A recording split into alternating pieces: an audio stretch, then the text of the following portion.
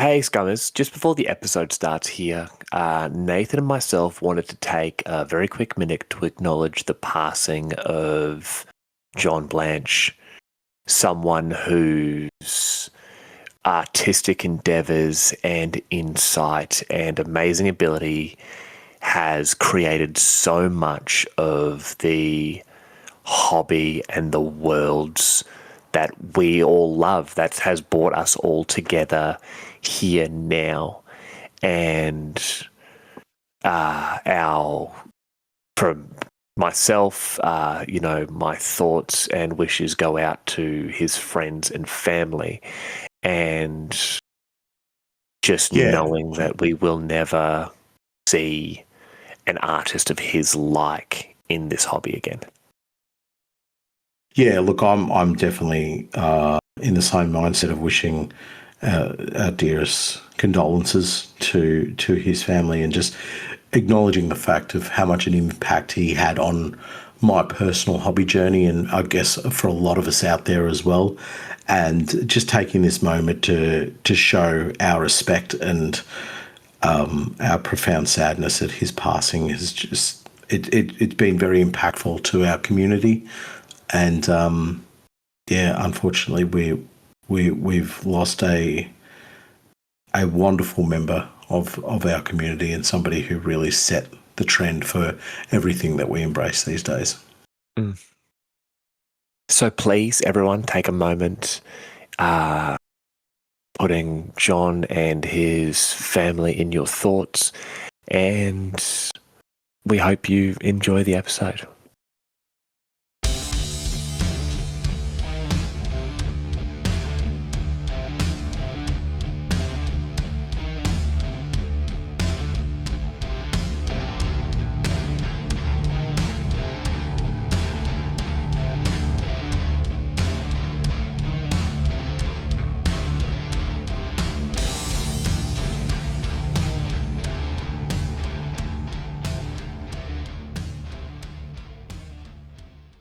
Hello and welcome to another episode of the Underhive Lorekeepers Podcast, proving that once again in the grim darkness of the far future, there is only unpaid overtime. I am Spamuel, and to my right, a man who once genuinely asked me, if a tech priest sees exposed wires, do they see it as the same thing as normal people would see lingerie? It's Nathan. How are you, buddy? Yeah, I did ask that question. 100%. That was one of my major concerns. I actually stopped work and called you just to ask you that question. Yep. Yeah, it was incredibly inappropriate. I was unsure what was going on. To answer your question, I am well. I am still very much in the throes of working places I don't want to work, moving houses, and just being redonkulously busy. That is the word that I found for the moment. Redonkulous. Redonkulous. Listen, I respect it. I respect it. Yes. Yes, I have been flat chat with everything. I am super excited I can sort of see the horizon, and I'm thinking to myself, here we go. I can start to commit to some true hobby time in the not too distant future for a very limited period of time, and then I'll be interrupted again, as is the nature of the universe. I mean, oftentimes, especially in your sort of line of work, the light at the end of the tunnel is someone who is smoking underground, and it's a build-up of underground gases that have just quickly started to immolate the people inside the hole. But no, listen, for normal people, the light at the end of the tunnel usually means death as well. Just for those who know anything about mining, drilling industry, I do not work underground. I would never ever work underground. Those who do it, hats off to you. It is an incredibly tough gig. I had one tour underground many years ago, and we were supposed to only be down there for, I think, 45 minutes or so. We ended up spending like 3.5 hours. We were down there for 3.5 weeks. Yeah. Yeah. It was not my idea of a good time. I'll put it that way. I did not enjoy it, and it blows my mind when I see people who have been doing it their whole lives. 10, 20 years plus. You're just like, wow. You were down there so long. One of the guys you were working with knocked a dead dwarf down our well. Yeah, exactly. And this other old dude just ran past and said, "Fly, you fools!" And it's like, that's the OH&S guy. Oh, great. Yeah. Proving once again that Gandalf was saying to them the whole time, just get on the Eagles. Just go. No. But, yeah. So I've never been underground for those who are concerned. But, more importantly, how have you been? I don't answer questions.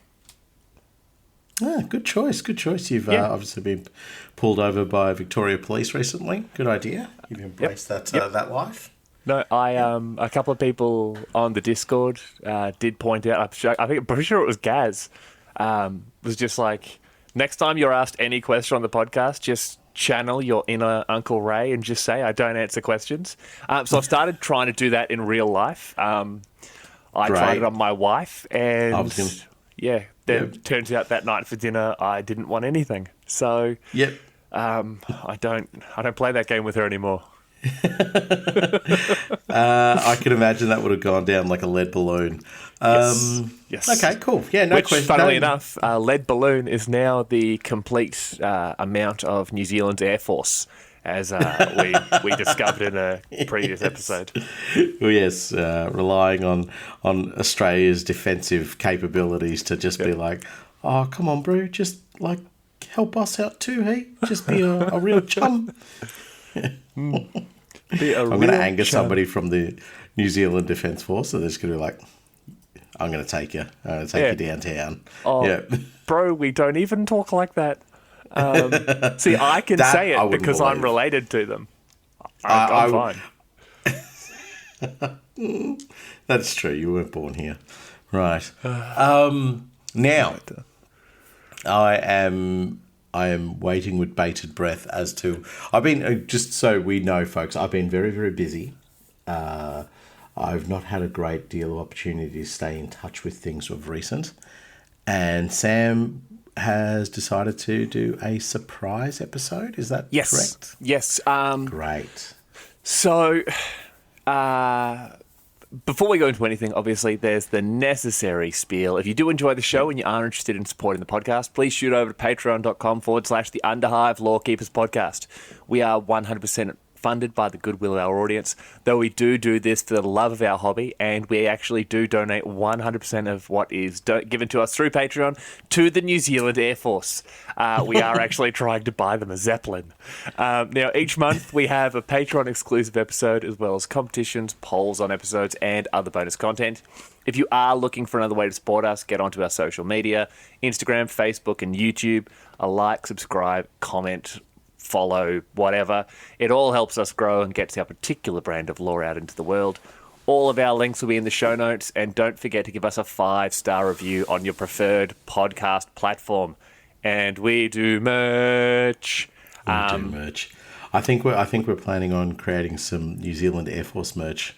Yes. Soon. Yes. Necromunda themed. Yes. That's good. It's going to be some great stuff. It's where we're actually going to put little jetpacks on Kiwis. The bird, not the people. In the hope that the enemy just goes, that's too cute. And then I'm not they see the little flappy buggers and they're like, "Oh, that's cute." Then it says, "Oh my God, there's C4." Because if you can't weaponize your national animal, why do we have so many kangaroos? You're absolutely right. Actually, where I'm living at the moment, it's crazy because I think they're becoming almost like plague proportioners, is something that I heard recently. So those of you from foreign lands other than Australia, and you look at kangaroos and you're like, "Oh, how amazing and fascinating that you got kangaroos going around." They are a bloody nuisance. Oh yeah, no, they're absolute horrible. Like they're just chaos for us. So yeah, pray for our vehicles, because too many vehicles have been damaged by those jumpy gooses. So I want to say harsher words, but I won't. So my wife's family are all Irish or English. We don't really talk about the English too much. And a bunch of them came over for our wedding, and we had to explain to them that we eat kangaroo. And they were appalled. They're like, "What do you mean you eat kangaroo?" Like, yeah, like it's just like a small hoppy cow. Like, I don't understand. It's like an angry sheep but with a haircut. Yes, and they're just like, no, that's a great description. It's horrific to them, and it was ironic because a lot of them, and just going into my personal life here, a lot of people didn't realize that because I was explaining to my wife's uncles, like my father-in-law's brothers, how my wife and I actually met. We actually met one night while clubbing. Seal Apocalypse, they called it. And I knew you would say something like that, but go on. No, that was it. That's it? The whole thing was a seal clubbing joke. Oh, my word. No, okay. Nathan, yes. Do we have an episode? We do have an episode. So, 11th ed is announced. I believe it went up for pre-order this morning, and it's all very exciting. And in honor of 11th edition, I thought we could do an episode very Armageddon-centric. And we're doing this episode in regards to a faction that you yourself actually have a great love for, because you are away. We haven't had a lot of opportunity. You haven't been able to like talk about Warhammer and that sort of stuff so much. So I've actually prepared an episode. I've actually prepared 3 episodes. Oh, right. And Celestial Lions, here we go. Celestial...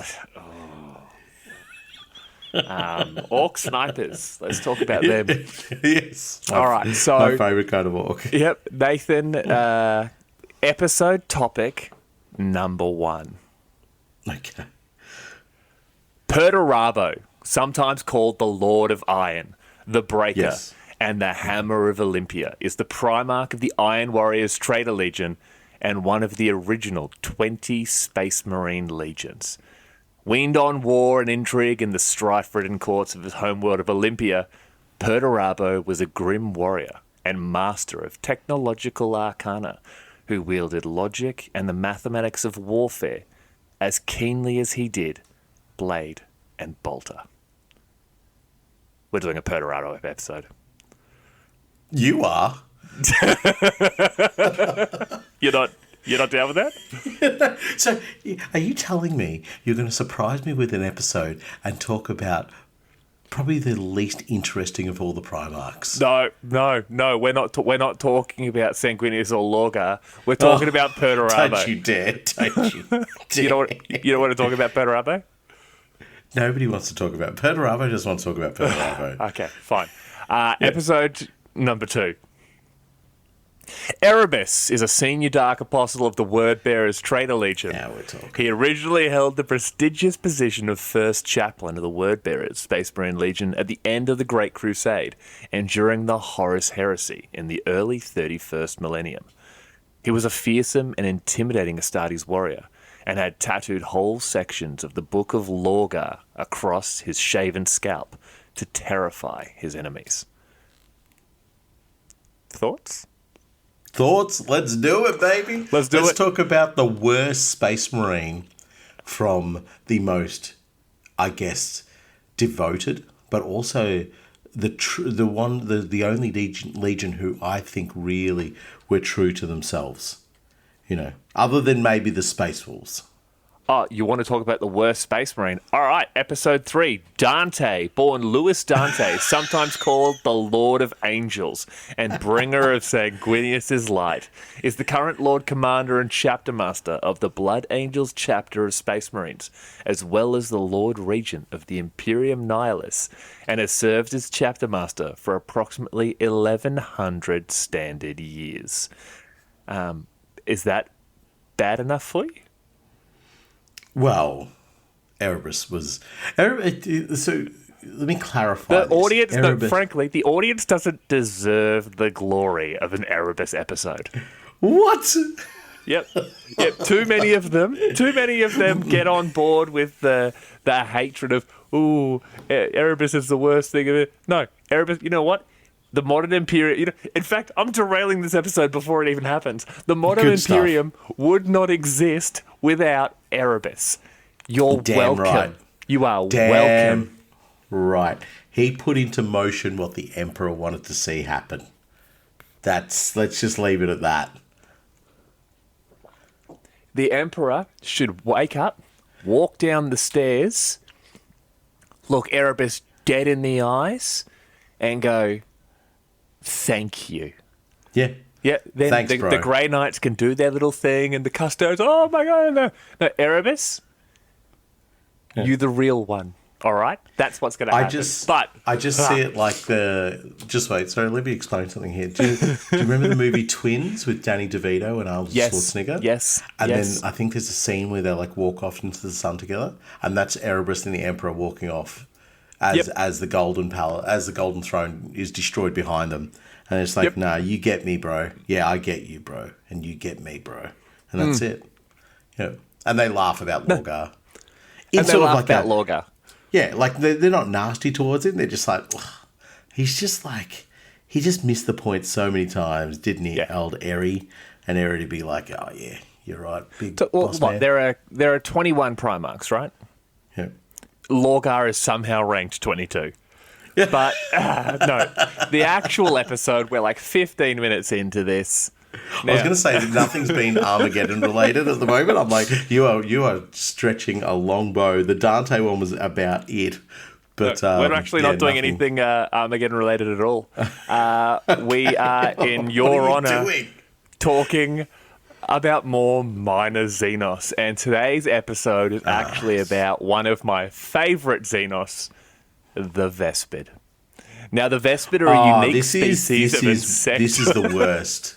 This is actually the worst. I watched somebody do a painting tutorial on the Vespid, and I was like, the painting technique is fantastic. What a waste on those things. Go on. Run it. The Vespid are a unique species of insectoid aliens who are members of the Tau Empire. Now, in the Tau lexicon, they are called the Malcor. This derives from the Tau words for insect, mal, and air, core. The soldiers of the Imperium often refer to them as Stingwings. Now, the Vespid's homeworld is a gas giant called Vespid, 3 light years to the galactic south of Tau's Dionoi sept. Some interesting facts first off. The name Vespid actually comes from the scientific name Vespidae. Now, the Vespidae are a large, nearly 5,000 species, diverse cosmopolitan family of wasps, including nearly all the eusocial wasps and many solitary wasps. I thought that was interesting. Sorry, I'm just going to bid a little bit of a PSA here. For those of you who are still listening, like, fantastic effort. Like, don't feel ashamed and don't feel like you're not supporting the cause if you've tuned out or you turn off. It's fine. I'm with you, folks. Do you really hate Vespid that much? I think they're one of the worst things in 40k. I just don't. One, I don't like the look of them. Two, something like that would be crushed under the heel of the Imperium given the slightest opportunity. Oh. Yeah. But go on, let's talk about insects and bugs for an hour. Oh. Pause there. I actually feel really bad now. No. You want to do this? It's great. I'm just conjuring up in my head all the ways that you could create specific combat engineer groups that would go hunting Vespids. Like fully supported by Hydra flak batteries and so forth. And so when these little Geonosians decide to fly up in the air, it's just like all they do is just turn on a blue light. That's it. Cook it. Dansky. But are we just talking about Vespids, or are we doing Just other Vespids? Just Vespids. Okay. Do you know what? Sometimes, folks, in life, you get moments where you're like, hey, I really like what's going on here. I'm going to savor this. And then there's the opposite end of the spectrum where you sit there and you're like, I've just got to push through this. We are going up the creek without a paddle, or we've been served a particularly nasty sandwich made entirely out of poo. So you're going to have to eat that poo sandwich.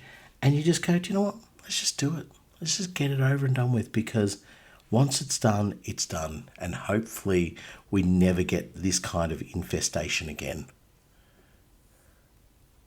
All right, give me 10 minutes and I'll write an orc episode. No, I want to do it. I'm just being horrible. Go on. Well, it's your read. Okay. Do you know what? I have been very negative, so I am going to try and be pro Stingwing, I think is the movement. Right. Let's get on to the read then. When the Tau first encountered the Vespids, they saw a species of great potential value to the greater good, and came to greatly covet their crystal-based technologies. Although the species had developed a reasonably stable planetary government and were able to utilise its advanced technology for a wide variety of uses, it had not yet achieved spaceflight. Tau watercast cadres established contact, yet were unable at first to communicate with the species. This was not a mundane matter of vocalization or the understanding of language, for the Vespids have an utterly alien mindset.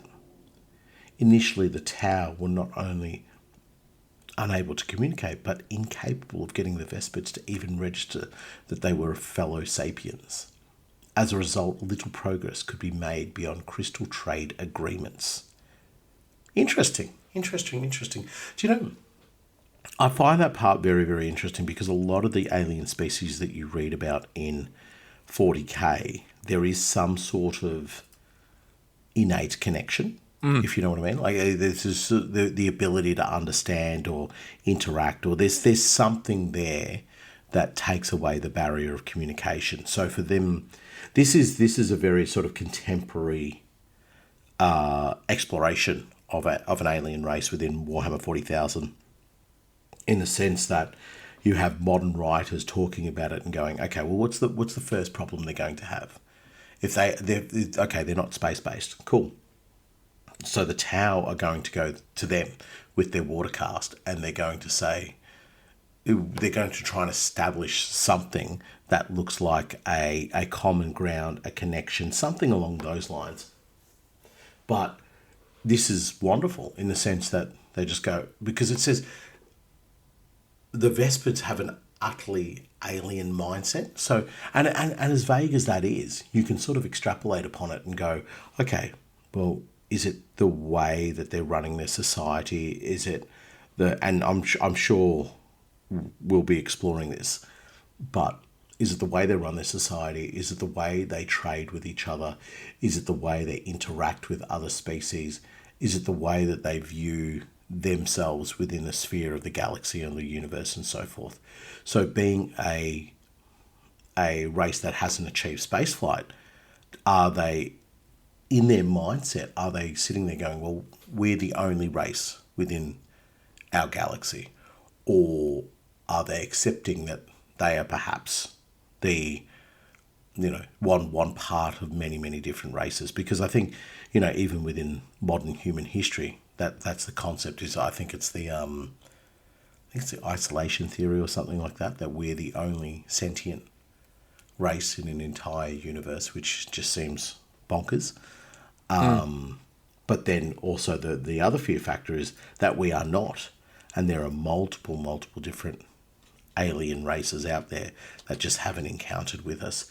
So I think if the Tau were to engage with other spacefaring races, much like the Kroot, and it's probably doing this episode, I think it'd be great to look at the Kroot later on as well, because that is that's almost like a perfect scenario for what the Tau are looking for. A spaceborne race without the I guess the might or the militaristic doctrine of the Imperium to turn on them, or something like the Eldar, who may not necessarily fight against the Tau, but would most certainly not be in any way, shape, or form wanting to form any kind of bond with them. They wouldn't be going out of their way to form a bond with them. They may do it as a form of convenience, but this is very interesting to say. It's very reflective of, I think, where a lot of 40k has come since the good old days of like find an alien race and somehow they're able to communicate, or if they're not communicating with each other, they're shooting 5 different shades out of each other. You done a real 180 on your opinion of the old Vespid there very quickly, if I do say so myself. No. But no. One thing... Excuse me, that wasn't about the Vespid. That's about the alien races interacting with each other. Okay. How dare you one thing I do love about the fact that sort of that section of the read there is they got there, they wanted the crystals. The water case come down and they're like, hey, buddy, we would like to buy your stuff. The Vespid are just staring at them going, are these mushrooms speaking to us? Because they don't see them as sentient species. Yeah. But the Vespid somehow still 100% willing to sell crystals to the creatures they do not see as sentient. That shows you the weakness of the alien races, doesn't it? But I will need to clarify something with you, and I did it deliberately. I mentioned that they're called water cast, and we've had this discussion before on the podcast. It's not cased, it's cast. Okay, well, I'm just going to cast my eyes over to the next read there. So, in regards to the communication, it's not just the act of actually speaking or communicating in that respect, it's the mindset of the Vespid altogether. Now, this matter was eventually resolved at the command of the Ethereal Caste, who issued instructions for the construction of an interface device that forged a connection between the two species and facilitated communication.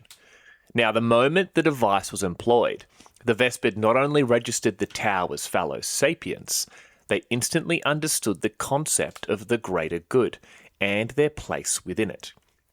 Now, by gifting senior Vespids with Communion Helms fitted with the interface device, the Tau are able to communicate with the species at large. The will of the Tau Ethereals is disseminated to those Vespid under the command of these strain leaders, and they become able to decipher their role as befits the greater good. Needless to say, certain factions within the Inquisition would very much like to learn more about the workings of this Communion Helm device, believing that it may actually be controlling the Vespid to some extent. So, in regards to the Communion Helms, on a lot of the Vespid models, you'll see sort of the sergeants or the Stingwing leaders who have those big face plates put on them there. Even in the old metal models, they had more like communication gear over the top of them. Yep, that's the Communion Helm. Interestingly enough, the Communion Helms also issued alongside a particular type of drone called an oversight drone, where the drone will communicate directly to those Communion Helms and ensure that even if there isn't fire warriors or ethereals or anyone in the area, the Vespid is still able to understand sort of the directions of the Tau, the fire case, and that sort of thing, and then sort of what they want them to do as a whole. Now, this is disgraceful, but go on. Yep. I believe I'm going to sort of jump ahead a bit here. I want to very quickly talk about a separate race who are also part of the Tau Empire. Nathan, I'm not wanting to talk about Vespid because I like bees. I want to talk about Vespid because they are a prime example of just how evil the Tau Empire actually is. I'm with you. There is a species within the Tau Empire called the Nagi, or the Nagai. Now, they are a Xenos race from the world of Shar Galud. Highly intelligent worm-like creatures, the small Nagi are known for their mind control abilities. Now, when they were first discovered by the Tau Empire, they were despised by the Tau, who fought a series of violent conflicts with them. However, they have since agreed to a peace accord and have joined the Tau Empire. They frequently serve as advisors to the ethereal caste. All right? Now, I'm with you. in the novel Broken Sword, there is actually a former Imperial Inquisitor who has become a convert to the greater good and is actually directly interfacing with a Nagi who advises him on how he can better serve the greater good. All right? So, I believe that the Nagi are using their abilities, or possibly it even has some of the genetic material of the Nagi in these Communion Helms, and it's able to then take the commands of the Tau Empire and put it into the Vespid. Because you can't just communicate words when the entire mindset, the entire process of thought is completely different. But what you can do is force ideas into the mind of an alien using a species who is able to control their minds, whether they think the same or not. I am 100% on board. This is the most underhanded and corrupt bit of technology, because it is it's not even implying, it is creating a situation where the Tau are able to go, yeah, we need you in some way, shape or form. So if the crystals weren't there, do the Tau lean on the Vespid and say, we need you as part of our forces? We need a further alien auxiliary force to supplement our normal fighting ranks? Let's say they don't. So do they move on and leave them? No. They probably go, okay, this is a little bit dangerous to have in our back pocket. What should we do with them? All right, well, let's keep them under control. Destroy their... Whenever they decide to push for further space travel, let's just keep that under wraps. Let's keep this little petri dish of insects here that we can completely control. But they need the crystals. So they sit there, they come to them with this, we just want to be able to communicate with you. What an absolute load of bull. Total and that's exactly bull. it. That's exactly it. We know that somehow the Tau are able to bend the... How would I say it? Bend the minds of weaker individuals to suit them. Obviously, we see this with the Guevesa and sort of the members who have ended up... the Guevesa, these members of the Imperium and other species who have joined the Tau, and almost through the psychic manipulation of the ethereal caste. Sorry to interrupt there. I still do believe there'd be people out there and alien races who, if the greater good was explained to them in the most, propaganda-driven way, would go, absolutely, I want to be part of that. I think that is the best option. But when you have something like the Vespid, where the process of communication and the process of understanding what the Tau are to the Vespid and what the Vespid are to the Tau, that process might take hundreds of years, might take multiple generations before you can even establish the most basic forms of communication. The Tau don't have time for that. They want those crystals. They want the interaction with the Vespid. So what do? They put on the old you believe me hat, and that's the end of the process. So I do believe there is elements of the Tau auxiliary forces that totally believe in this concept of the greater good. But this is where that evil part comes in. The Tau are just like, no, this isn't going to work at the pace we're looking at. We need to be, on the money, honey. We need to be going at a quicker pace. So let's exploit the weaker technology in the alien race and take advantage of it. 100%. And where I sort of am looking at with that is you're dead on the money. There are going to be individuals or entire species who look at what the greater good is saying and go, I'm in. I love every bit of it. Like what you're saying, I'm picking up what you're putting down. Yep. But it's that classic mindset of the greater good comes along and says, join us and everyone is equal. Unfortunately, you are set to your own strata of society and everyone is equal, but some are more equal than others. 100%. Where is the Vespid and where are the Kroot that control the starships of the Tau? They don't. The equality that they offer, it doesn't exist. But anyway, that's a Tau episode. And that episode, if it ever does happen, folks, I promise you will be some wild rants and hopefully anger enough people that we see Tau players coming and knocking on our door, because that's the point we want to be at with the Tau. It's not even about, I've got a gun line. It's about your ideology behind your army. Disgusting. I don't care what army you play. I don't care why you play it. But I am going to question the lore behind your army. Yes, exactly.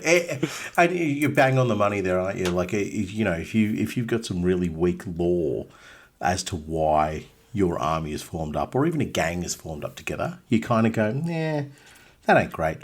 But collectively, as Tau players, they need to understand that their proposition or their drive of the greater good is something that is steeped in, you know, it's the greater good for the Tau Empire. It's not the greater good for the collective.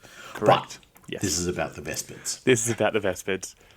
I'm going to do this one entirely in Vespid speech, the next read. Buzz, buzz, buzz, buzz, buzz, buzz, buzz, buzz, buzz, buzz, buzzy, buzz, buzz, buzz, buzz, buzz, buzz. Happy with that? I am not happy with that. Okay. The Vespid are a vaguely insectoid species as humans define it, though this narrow term is an imperfect one that fails to account for many aspects of their unusual physiology. Their bodies are encased in how do you pronounce this word? Chitinous. Chitinous, which I don't think is the right way, but No, it's chitin. People say chitin. It's chitin. People say cast. Their bodies are encased in chitinous exoskeleton and sport many lethally sharp barbs. They see by way I don't know why you pronounce it like that. It's pronounced chitin. Did that to myself. They see by way of 3 pairs of eyes, one pair perceiving the ultraviolet range, one the normal visible light spectrum, and the last the infrared spectrum.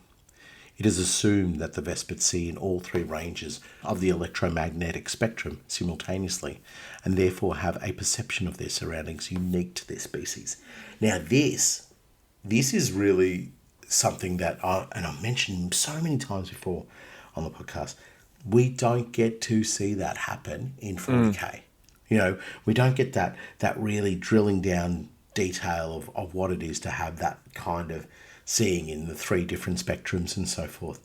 But something like Necromunda is where you could touch on that ever so slightly. Like, you know, I don't know how you would make that happen as a rule. They can see in the dark. They can see through smoke. There you go. Like those just little perfect tweaks to rules like that would be ideal.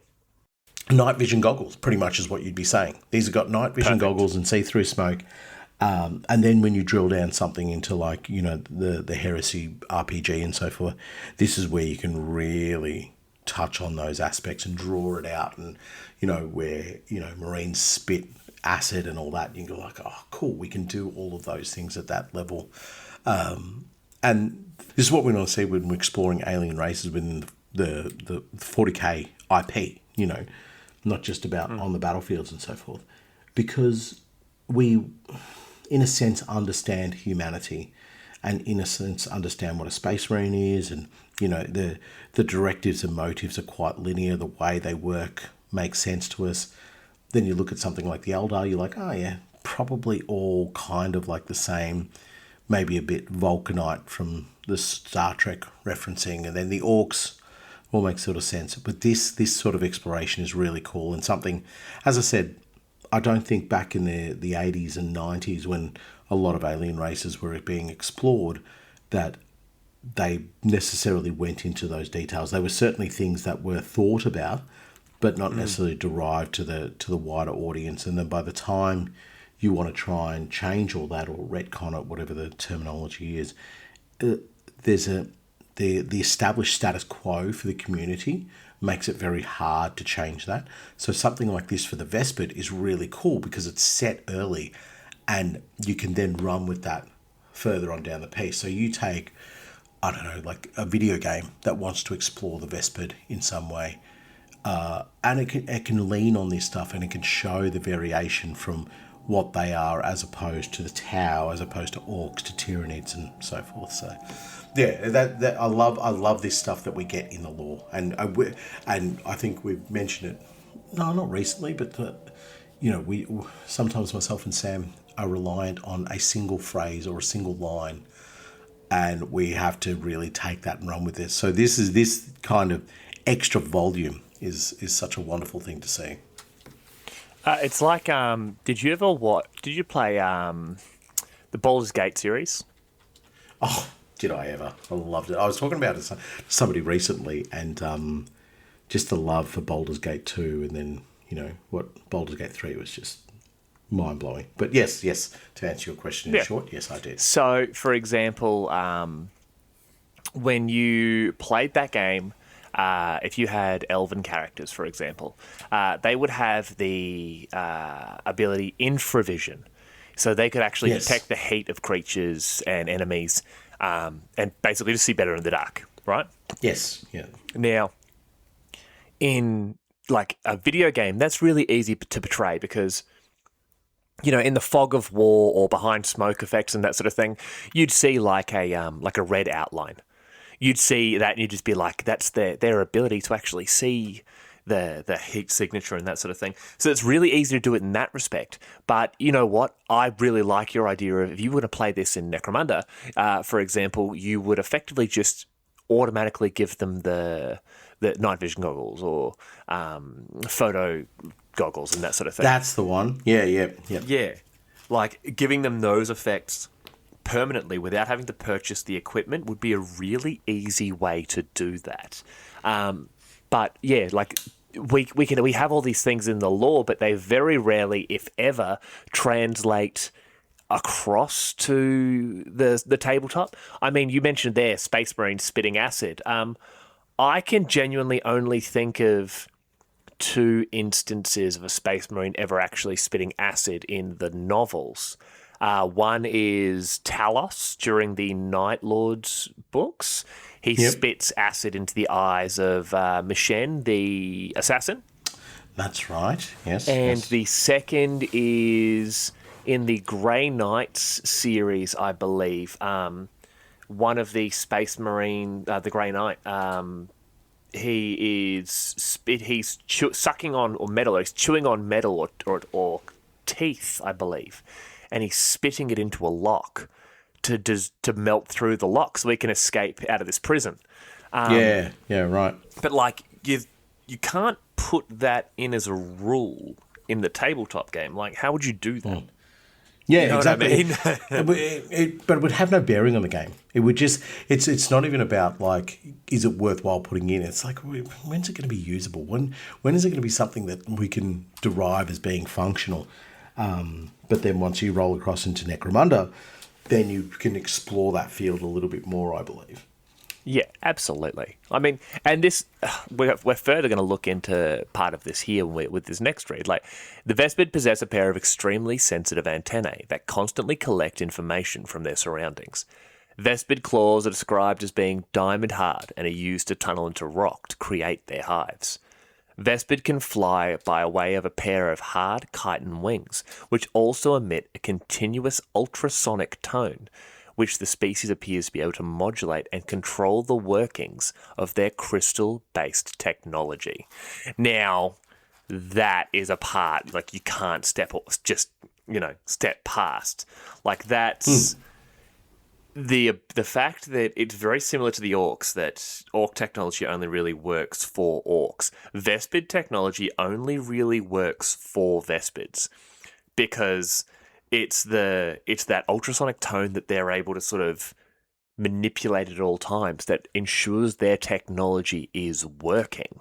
I mean, is this another reason why the Tau, like the water case said, we need to bring them into the Empire because we really like this technology they have. We really like these crystals. We can find all these uses for them, but we just can't get the technology to work, as the Earth case is not able to reproduce the ultrasonic frequency. Yeah. Is that another reason why? Like you said, if the crystals weren't there, are the Vespid? If the crystal technology wasn't there, are the Vespid there at all? Yeah, I'm totally on board with that as well. Is it something that the Tau just simply go past? And I think, your idea of, do we explore the Vespid technology even further?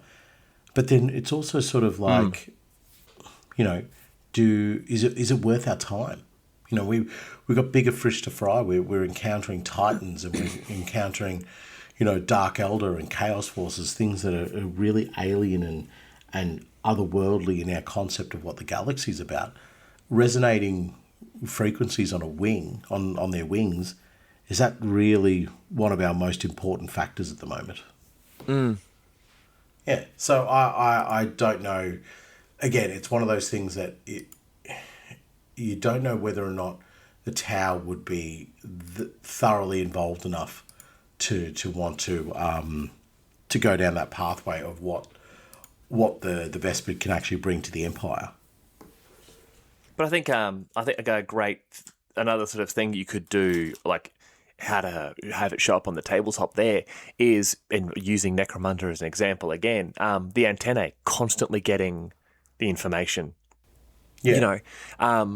Imagine them on sentry duty during a mission where, if you're walking within a certain distance of them, you're at risk of them detecting you because the antenna are constantly picking up footsteps and changes to the vibrations of the air and that sort of thing. And it's getting a little bit complicated with that there. But that's the thing. No. I think that's a good way of looking at it. You would just say, it's almost like they've got, their own personal aspects in a way. Yes.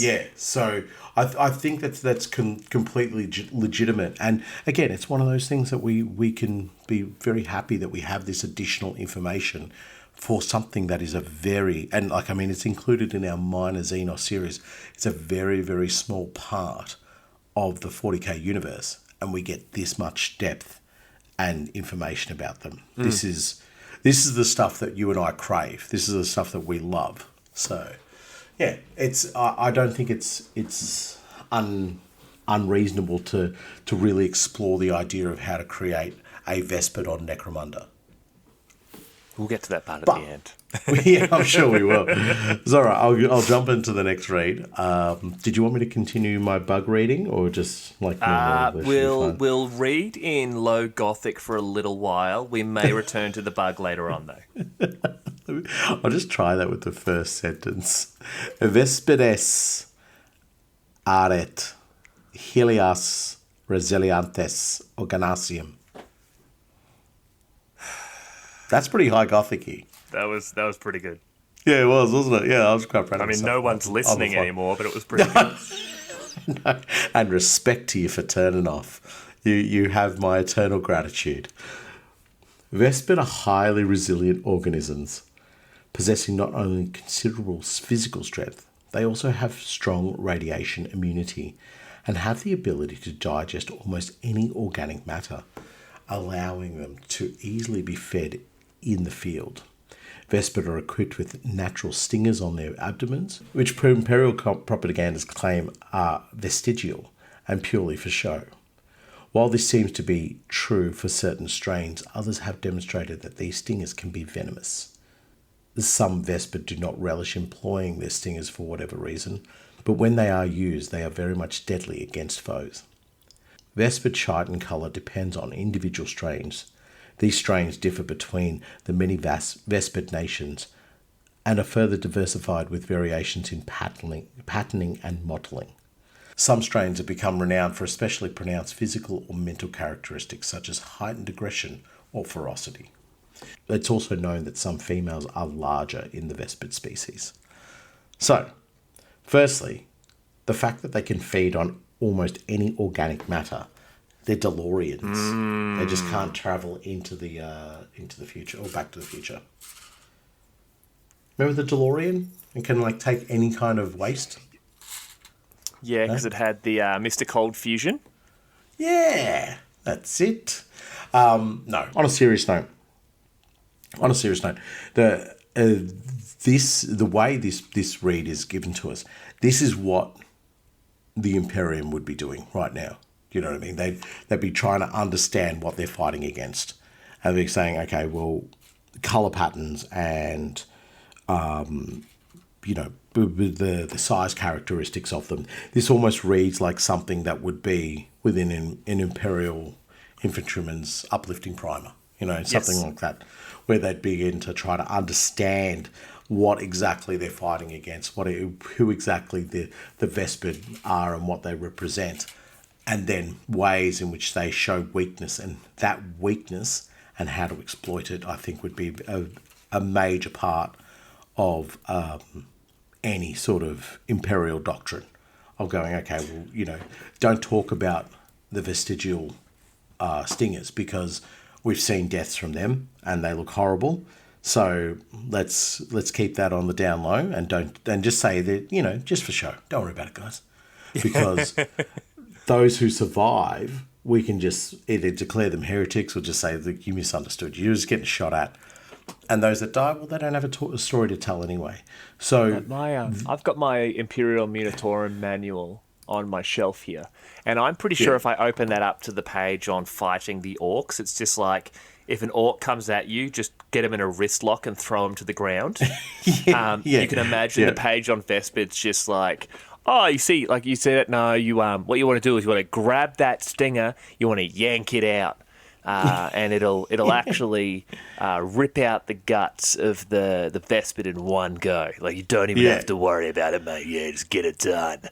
And exactly. There's going to be some guardsman who tries it, grabs it, and this Vespid just immediately rips his arms off.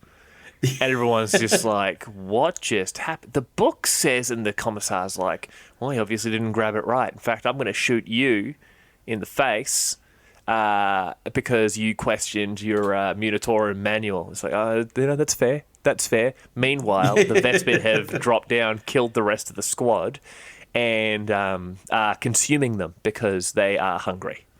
Yeah, exactly what would be happening. I think you would have a scenario where anything that would go against the written data on the Vespids would just be considered as just utter nonsense. And it's what we're saying. They would just be, and because they are a small part of the universe, the Imperium would see them as like, no, just give this a go. Oh, well, chalk that up as it doesn't work. And then they go, well, that's a pretty common way we fight them. So let's ignore that. Let's ignore that aspect of warfare with them and just tell our soldiers it'll work no matter what. Just give it a red hot go. So I think the idea of the colour patterning on them, I think is obviously for us as hobbyists and so forth, that's really cool. It says go off there and paint what you want. But it does give this sense that, it's kind of almost, I personally get the idea of like, the venomous or poisonous frogs in South America and the different types of patterning could probably also represent certain Vespid that are particularly nasty or have, particularly dangerous stingers and whatnot and all these things. So, but that's also, we've got to think that's also from a single planet as well. This alien species is not going across multiple different sectors or whatever the case might be. So we're talking about quite a varying amount of Vespid, but only just on one single planet, which is, I find that quite interesting. But I mean, you look at bees and wasps and that sort of stuff, and obviously the vast majority of them are yellow and black. Like, but then we have here in Australia, obviously, because we have, how would I describe it? The most evil collection of flora and fauna in the known galaxy, where basically absolutely. everything wants to kill you. And I have just randomly, we get bees here that are just like red and black or like green and blue. Really? And you're just like, No, what the hell? green and blue. It's me being dramatic. Like, we're not actually getting right. green and blue. But like, you have these bugs, and they're maybe not necessarily bees or wasps, but they're other insects very closely related, possibly of the Vespidae family.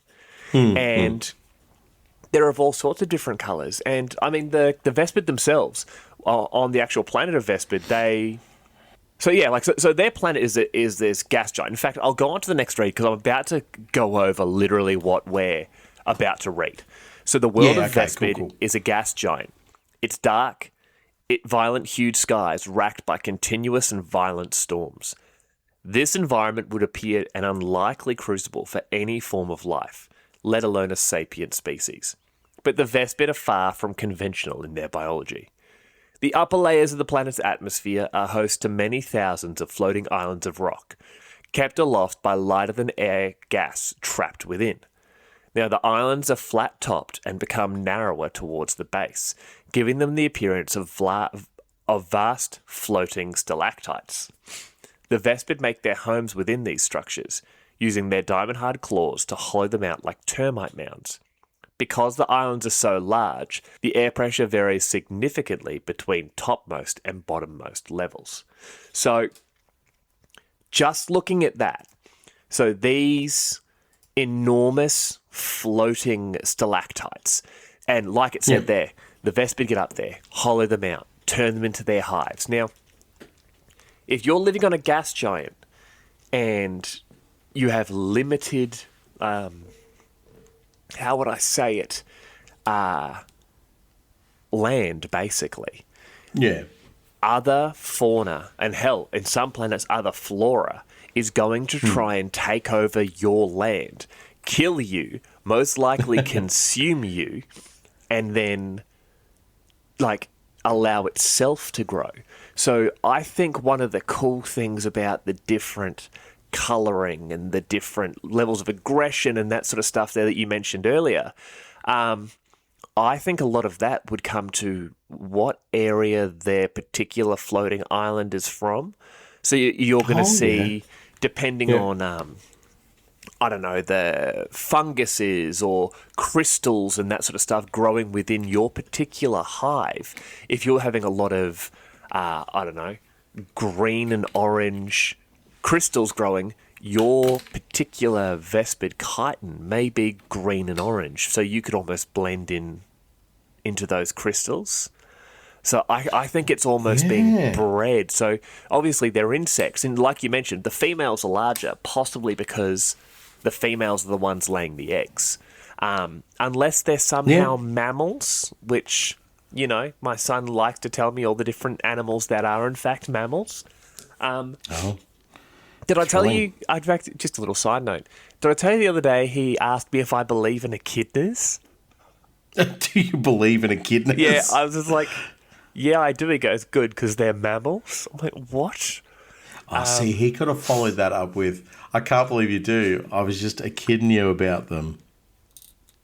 So, yeah, I think the Vespid females are obviously, that was actually really good. I'll give you that one. Possibly laying the eggs and that sort of thing there. And it may almost be, there's a series of books by an author called Raymond E. Feist. It's the Midkemia series. It's one of my absolute favourite series. I've read it a dozen times. It's 30-something books. I don't have trouble getting into new things at all. But he did a side series with an author called Janny Wirtz, it was the Daughter of the Empire trilogy, and it added on to other books later on. And there is an insectoid species in that book where their chitin is very monochrome. It's just dark insect color. And later on, you find out that the queens are actually able to adapt the colouring of their particular nests to suit their own desires. So they'll decide that the next generation of their hive is going to be green and orange or red and black, or and they will actually adapt. They can adjust that to sort of almost represent themselves. So that's what I think the Vespid would be doing. They're called the Choja. In that books. But I think that's what the Vespid will be able to do here, where they'd be able to say, well, inside our hive, these are the colours, or this thing is flat at the top and it comes to a point down the bottom, and up the top we have a lot of pink and green trees. So the Vespid I breed to be at the top of our hive are going to be this colour, and in the middle are going to be this colour, down the bottom are going to be this colour, and obviously different levels of aggression depending on what they're being challenged by. I think the homeworld really affects them in that way. Yeah, well, 100%. I totally agree with that, actually.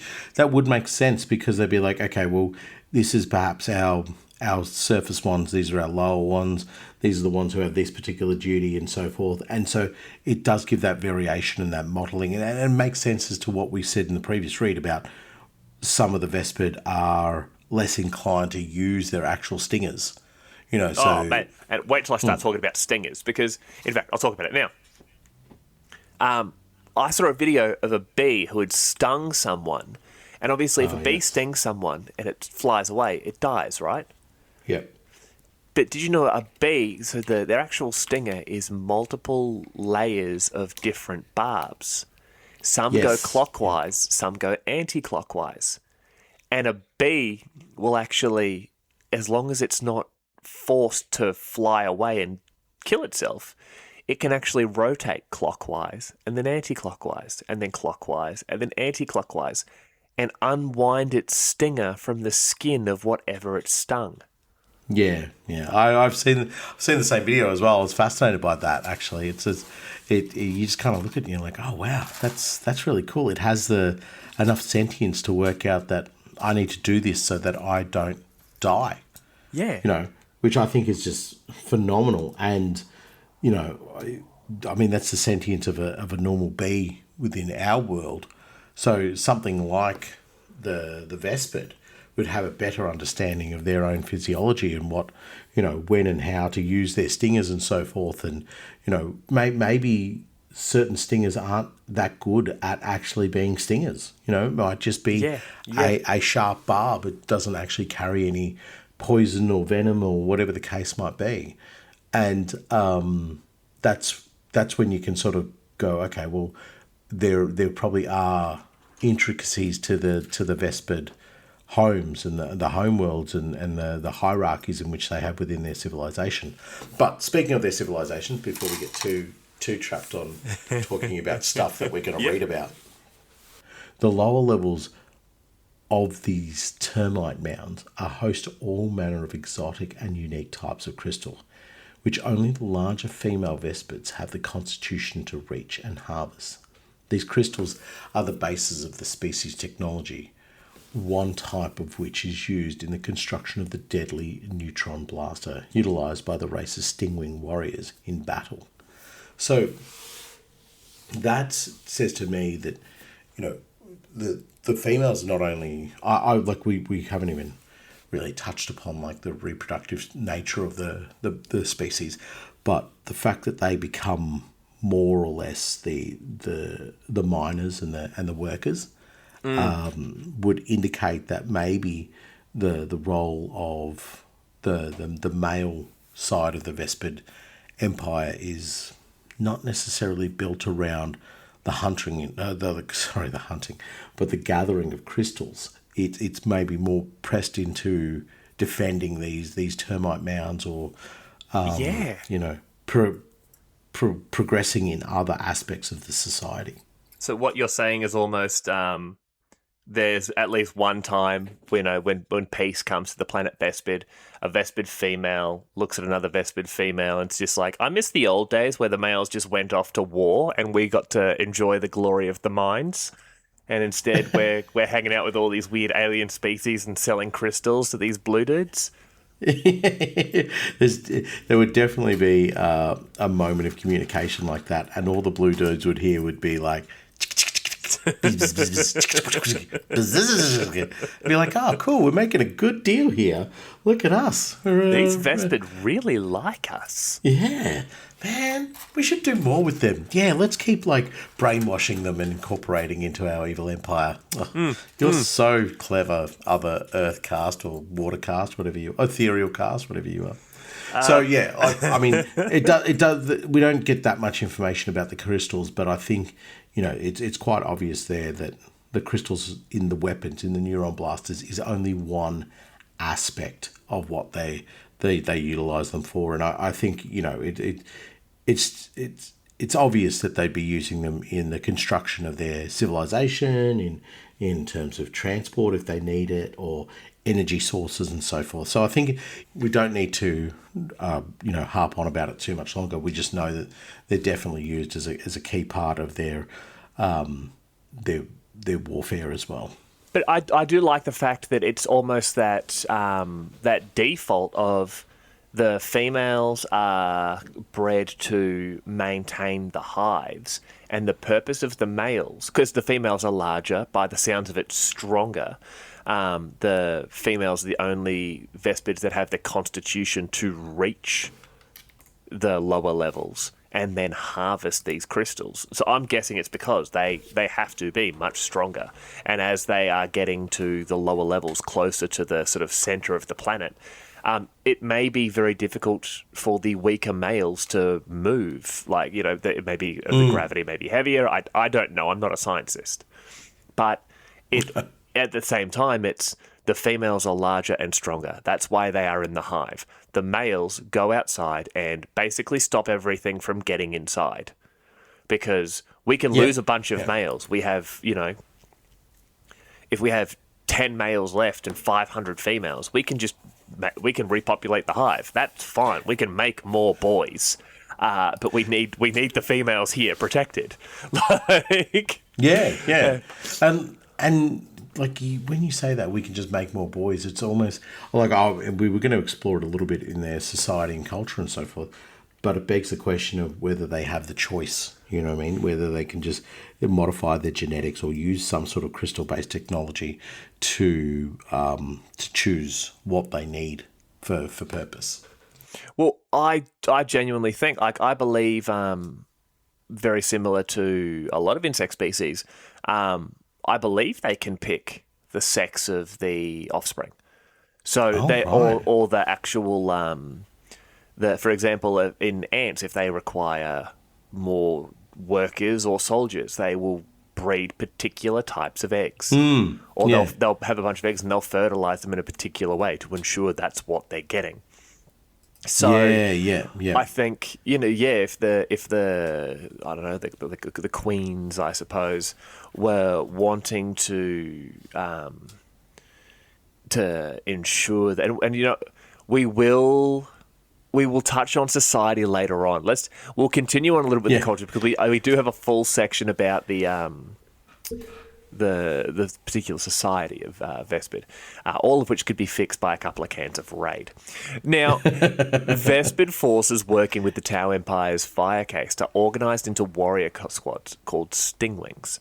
Now, these squads use their diamond-hard claws and neutron blasters to harass enemy heavy infantry, such as Space Marines and Auto Tempestus stormtroopers. The Stingwing commanders, called Strain Leaders, wear the Communion Helms gifted to them by the Ethereal Caste, which allows them to keep in contact with both Shas-Ar-Tol Command and the other members of the Strain. One cultural trait the Vespid share with the Tau is that, like the Tau, the Vespid are highly deferential to their leaders, obeying them without question. The Vespid, unlike the mercenary Kroot, believe in and fight for the greater good alongside their Tau allies, which brings a sort of camaraderie with the rest of the Tau Empire's multi-species armed forces that the Kroot do not share. Conversely, there exists an unspecified cultural incompatibility between the Vespid and the Kroot, causing the two species to engage in only limited contact with each other. Now, the Vespid do possess void ships called nest vessels, which resemble giant stalactites. So this brings up a couple of interesting points, this read. Now, we know the nest that the Vespid were not spacefaring before meeting the Tau, all right? Yep. So that implies that once they started traveling with the Tau, they were given access to specific interplanetary, ships. So were these designs made by... Were they... I'm genuinely picturing those floating islands that have been retrofitted for spaceflight. Okay. Whoa, you throw me a curveball here. I just assumed that the Vespid would just be seconded to the Tau and, picked up in Tau dropships and ferried along to battles and so forth. You're suggesting that the Tau have come in and said, we can do more with one of your floating islands. We can take it into space. Yeah. Wow. Okay. All right. Very, very interesting. That's very different to what I thought we were going to talk about in terms of how they operate on the battlefield. That's very different to our read. But well, these nest ships, I genuinely believe that's what it is. I think that because the Vespid would have certain environmental requirements. Now, I think they would be more comfortable in these nesting ships, primarily because it's the sort of the environment they're used to, but also their leadership base would be within that ship. And you would have the required chambers, food chambers, breeding chambers, egg chambers, arming chambers. The crystals would all be there for their technology.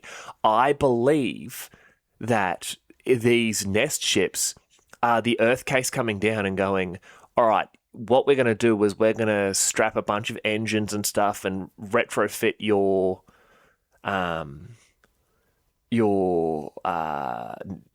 island and bring it with us instead of designing specific ships for them. Yeah. Okay. I'm with you. I've actually done a little bit of a Google search on them just to see, because as I said, you've really thrown me with the concept of Vespid spacecraft. I've done a little bit of a Google. So as I was saying, I've done a little bit of a search on them, and there's nothing there. So the concept of what you're saying, well, there's a little bit of fan art there, but nothing that's legitimate. The concept of what you're saying is bang on the money. In terms of, could you possibly have that they would take it in time? But they wouldn't be taking one of the main islands. They'd be taking some little smaller offshoot. Yeah, smaller one, which would be almost like a, when you think about it, it's almost like a lodge house, a warrior lodge house.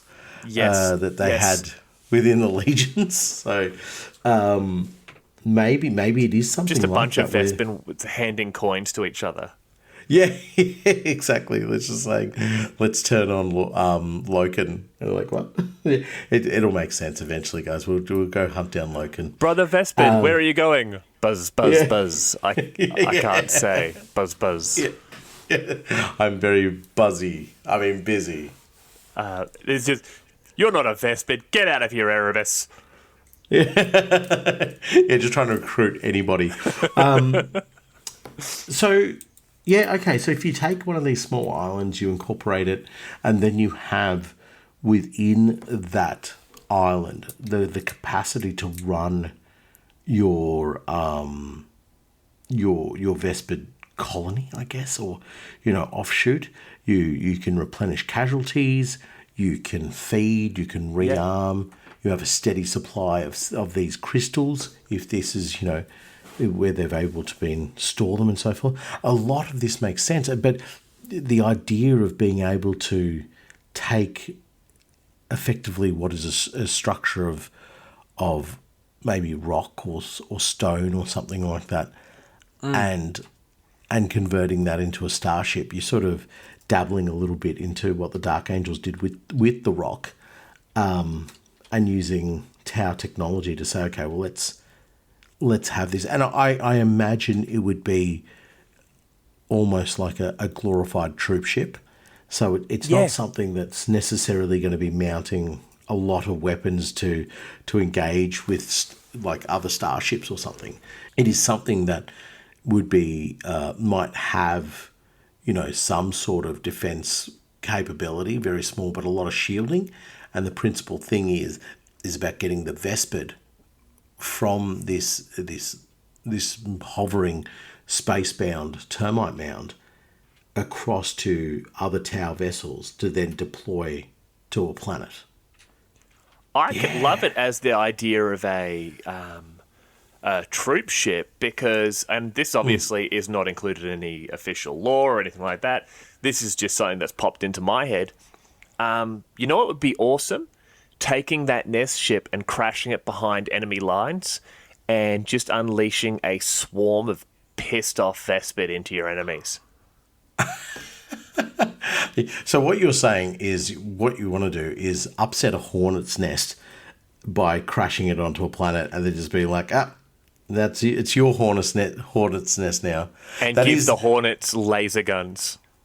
So, and then try to convince them all that, oh, no, this is for the greater good. This is like you being abandoned on a planet to just upset the local population is all part of the greater good, guys. Don't worry about it. You're doing the right thing for the Empire. No, they're not being Our abandoned Empire? because at the end of the battle, the Earth case go back down, patch it up again, and it joins back up with the fleet. Because you've got to remember, the Tau aren't jumping into the warp. They're doing those little blip travels. Yeah. You could basically, tow this damn nest with you. Just like a part of the Tau fleet that they just try and avoid as much as possible. Just like there is a persistent smell that comes from back there. So we are not going to wander too far back there. Tau Firecast members are banned from visiting or going across because they'll get up to shenanigans. Yeah, right. That's a really, really interesting concept. I didn't even think about that because, as I mentioned, the read doesn't even really go into talking about how they would travel and so forth. It just talks about mainly the strain leaders and their interaction with the Kroot and so forth. Which is another insane thing we need to talk about. Yeah. Well, let's actually touch on that a bit because we can't just have that in the read and then not go anywhere near it. Firstly, the strain leaders are commissars. The strain leaders are effectively the commissars of the squads, yes. Yeah, they're political commissars of the Vespid, and what is it, which allows them to keep in contact with both the Chassar Toll command and other members of the strain. What an absolute load of rubbish! It just allows the Tau to listen in on their thoughts and be like, just make sure they just keep supporting the concept of the greater good. As soon as they don't, just hit them with the old, the raid. Or what did we used to kill Louis the Fly with? I think it was raid. Mortine. Hit him with the old Mortine.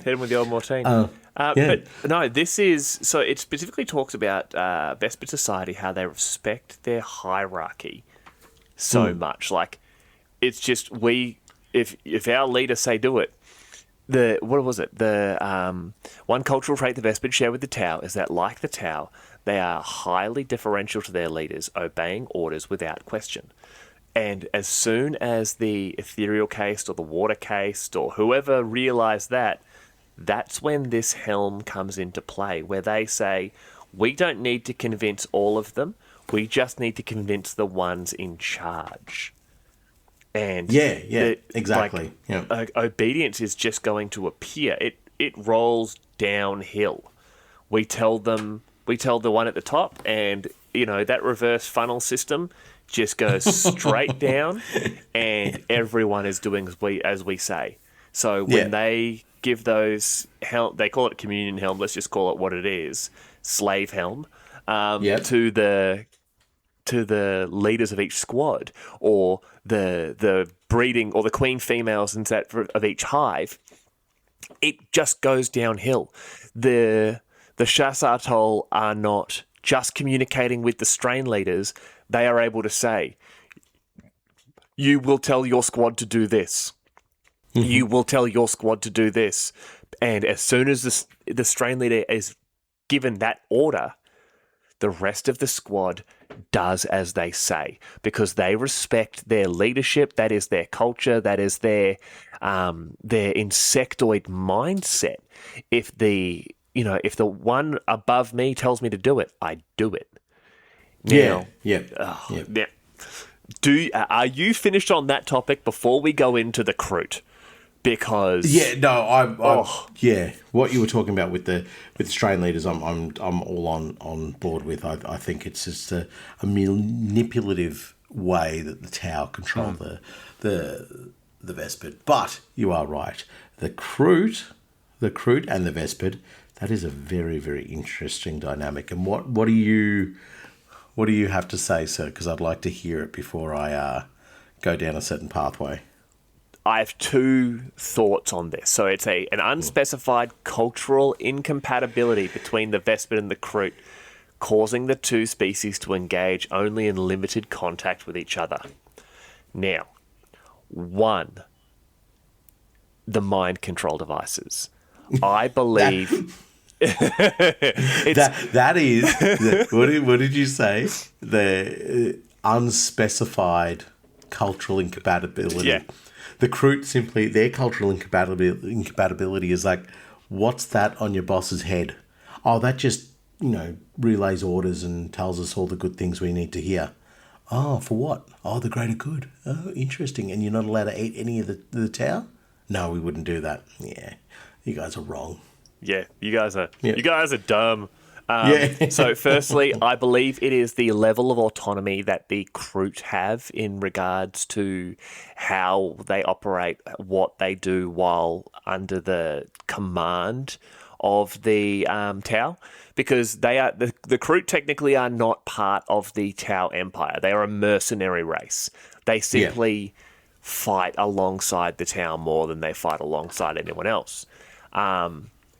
So I think the Vespid would view the fact that the Kroot have that level of autonomy, have their kindreds being the entire societal structure, versus the Vespid who view themselves as part of the Tau Empire because they have that leadership sort of pyramid. And secondly, the Tau hate the fact that the Kroot eat meat. The Kroot are a carnivorous race, and carnivorous meat barbecues. What's the one thing you don't want to see at a barbecue? Goddamn wasps and bees. Because they just come in and they get all over your meat, and you're just like, oh, great, now I can't eat the sausage, don't I get stung in the back of the throat again. That's why the Kroot hate the Vespid, because they had too many barbecues that wasps showed up at, and then they had to move. They had to move over there to where that weird shelter is next to the playground, and it just constantly smells like someone's been pissing there. Yeah. No, I'm totally on board with that. They've just they've seen the Vespid and gone, okay, somebody's gone and really advertised our barbecue, because these things are bloody huge, and it's already hanging around near me can of Coke. So I'm not on board with what's going on here. But I think you nailed it pretty much from the beginning about the fact that the Kroot are mercenaries. The Vespid are believers in in the warp sense of the believer that they are, in our opinion, manipulated to believe. And I think that the limited contact would be something that I would believe would be manufactured by the Tau as well. If you have all these different elements fighting for you, there is nothing is a perfect symbiotic relationship ever, especially in 40k. So you can't have the Kroot airing their grievances and the Vespid looking at that scenario and going, oh, this so-called greater good doesn't necessarily work for, these semi-bird people. So why are we following this again? Because I don't believe that the Vespid are being mind-controlled, but they're certainly being manipulated into believing that the greater good is the best thing for them. Yes.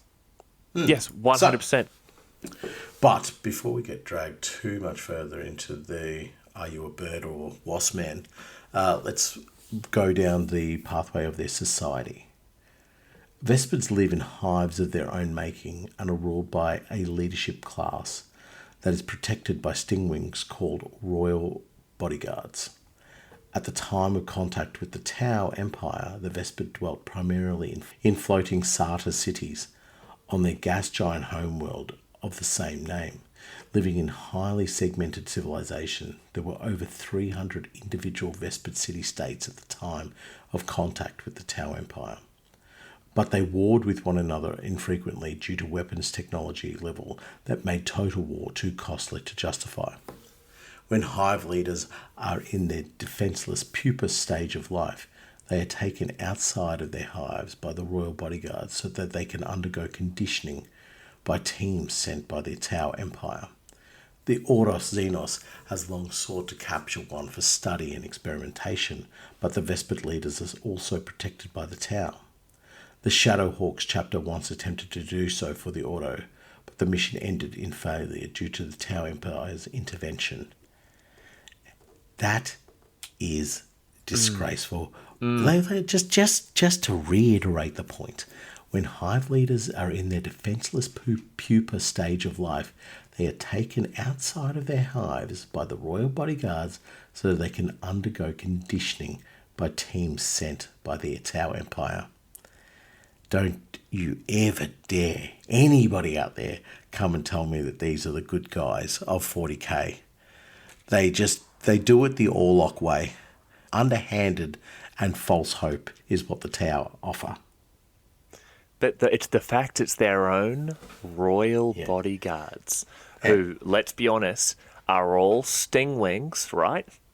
Mm-hmm. And the Sarge is going to have that little helmet on, and the fire case to be saying, all right, now grab the new boss, bring it out to us. We want to have a chat. And you can imagine that new royal is going to have one of these goddamn helms, jammed into their head like the world eaters with the nails. And all of a sudden, it's another Sarta city that is loyal to the Tau Empire. So we are talking Butcher's Nails Tau Edition. Butcher's Nails Tau Edition. Which is, you are loyal to us, you will give us all the crystals we need, and your bodyguard is the best thing ever. Never get rid of them because they work directly for us. Yeah, right. So that to me is the most disgraceful part of that read, but we can't slip away from the fact that they are also, probably quite technologically advanced from a warfare point of view, not necessarily from a space travel point of view. Yep. And we see that in the form of their neuron blasters and so forth. So, that kind of aspect to them is very, very dangerous. But they obviously realised that the warring amongst themselves was too costly to turn into something more major than sort of, battling amongst these Sarta cities. But and then the other thing that surprised me there was the 300 individual city-states. So it's kind of And that's that's a point. It makes it very clear that that's a time of contact with the Tau Empire. I would see the Tau Empire as wanting to reduce that down to more manageable and I guess more easily controlled numbers in terms of city-states, so you wouldn't have to necessarily negotiate alliances between city-states that don't want to be fighting alongside each other. Because, as I said, I don't believe there's a mind control element to it. I think it's just a case of, drink the Kool-Aid with the Vespid and saying, come on board with us, do what we want you to do. But the fact that they're taking royal babies and manipulating them early, if that ain't say evil empire to you, I don't know what does. Well, that to me, I almost think there's probably more city-states now, because now that they are protected by the Tau, now that they have Tau technology and power behind them, I think birth rates would be up. I think these royal babies would be getting picked up and moved to new hives to create more hives. So those hive ships, I think those royal babies are possibly even told, all right, now you're going to be given a hive and you're going to breed and you're going to make a bunch of soldiers for us, and then we're going to shoot your ship onto a planet and you're going to swarm a barbecue that is called a hive city. And, you're just going to do your thing, chicken wing. And the crew comes around and says, what am I doing? It's like, no, shut up, chicken man. And but no, I think there would be more city-states now. I think that as these new queens or kings or royals of whatever it is are being born, and they're now living longer because they're not necessarily fighting against each other as much, I think the population numbers would be getting much higher. Yeah, look, I mean, there's a fair point to say that, and it would be reliant on whether or not the Tau believed that they could control them in the larger numbers they get. Yeah. Do you know what I mean? So you'd have to have full faith in your mind controlling. Oh, sorry, I keep saying that it's not mind controlling, but in your mind adjusting technology that it's powerful enough to, as you begin to create, basically manufacturing a new city, you do that, and then you're able to control the machinations of that new city via the technology that you're bringing. So that's the dangerous element, because obviously if you've got one controlling leader you can look to control an entire planet, that's the ideal scenario, and then you just draw on those as your sky-based fodder. So yeah, I can understand where you're coming from, but I think it would be a thing that the Tau would be very, very cautious about as well, in the sense that they can't let them get out of hand, because if they start to fight amongst each other again, then that diminishes the capacity for their usage within the Tau Empire.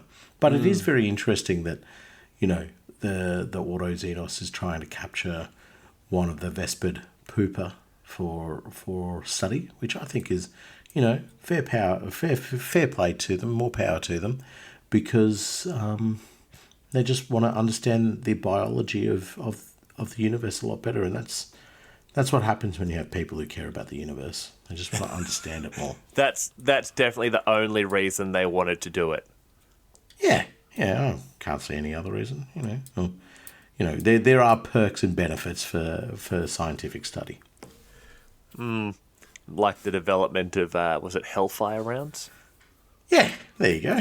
Perfect. Yeah. We studied the Tyranids. We invented a new type of ammunition that contains acid that eats through any biological material. Yeah, well, it's, as I said, there's perks to scientific experimentation. Well, which just proves there's still more teen in the 40k universe, because that's basically what a Hellfire round is. Yeah, it is actually. Well, it is bang on the money. As only those in leadership roles are provided with Communion Helms, the Tau rely on these leaders to make themselves and their philosophy understood by the Vespid. I'm just going to pause this right here. Bastards. The Watercase has determined that Vespid do not have individual names in a way understood by other sentient species, and as such, Tau handlers typically give individual Vespid warriors under their command code names, such as VF4. Stingwing strains are highly sought after in Tau fire warrior cadres because of the high level of maneuverability. They are often used by Tau commanders alongside crisis battlesuits or used in scouting roles, backing up pathfinders. Despite their use as auxiliaries and complex social differences, the Tau have come to greatly respect the Vespid. Shazui handlers take great pride in the Stingwings under their care, and the Tau have even given the Vespid the honour of wielding certain battlesuit weapons, such as the Tau Flamer. That, once again, the worst thing we've read so far in this entire episode is about them stealing the babies. The second one is they're just like, I'm not even going to give you a name, you're just going to be number 4. Yeah, exactly.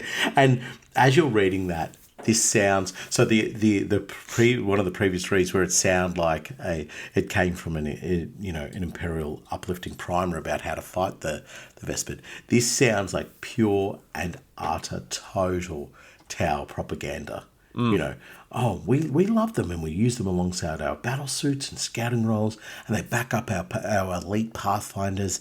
They're an integral part of our battle plans, and have definitely turned the fate of battle in many, many times. And then although they're auxiliaries, we just absolutely love them and adore them, and we give them, we actually bestow upon them some of our most beautiful Tau battlesuit weaponry. Oh, what's that? Oh, the flamers. Oh, so no plasmas, no melters, no anything that they could actually have a chance to kill a battlesuit with. Just a flamer, yeah? Mm. Yeah, that's it. No need to give them anything more than that. Like why would we endanger ourselves? Why would we let the natives get carried away with a bit of our technology, eh? Disgusting. Absolutely disgusting. I'm sorry. I've ranted a bit there, but you are right. A little bit. Yeah, but the lack of naming them and saying that, we're just following your social structures. We're just abiding by what you say. I believe totally this is just GW's way of never having to create a Vespid special character, because the special character would be named like BZ31 or something like that. No, just because Games Workshop secretly hate me, they'd call it Bazinga, and I'd constantly think of The Big Bang Theory, which of all television shows I hate more than anything else. The whole universe was in a hot state. Yeah, no. Hello? No. I lost you? No. But yeah, this particular read reads like Tau propaganda of we love them, but we can most certainly push them to the wayside. And it's not entirely true either, because they do get access to one other weapon I do know of. Yeah, so they do have access to a few other things as well, just according to their 40k data sheet. Not just the flamer, but it's the neutron grenade launcher and the neutron rail rifle, which are effectively just Vespid technology. So yeah, it's not something the Tau are gifting to them. That's probably something that the Tau have allowed them to work on, and they've converted it with their neutron technology. Well, the technology coming in later on, we will sort of touch on some of that in particular. But yeah, like they've definitely given them access to things that they don't necessarily give to other sort of groups within the Empire. The crew basically get nothing. don't they? The crew have basically just been given grenades and being told, like, yeah, go for it, son. You use black powder weapons. That's fine. This is a space marine. His armor is literally immune to that. But you know what? Go stab him, bird boy. Yeah. Go get your lunch. It's more rewarding that way. But, like, you look at the...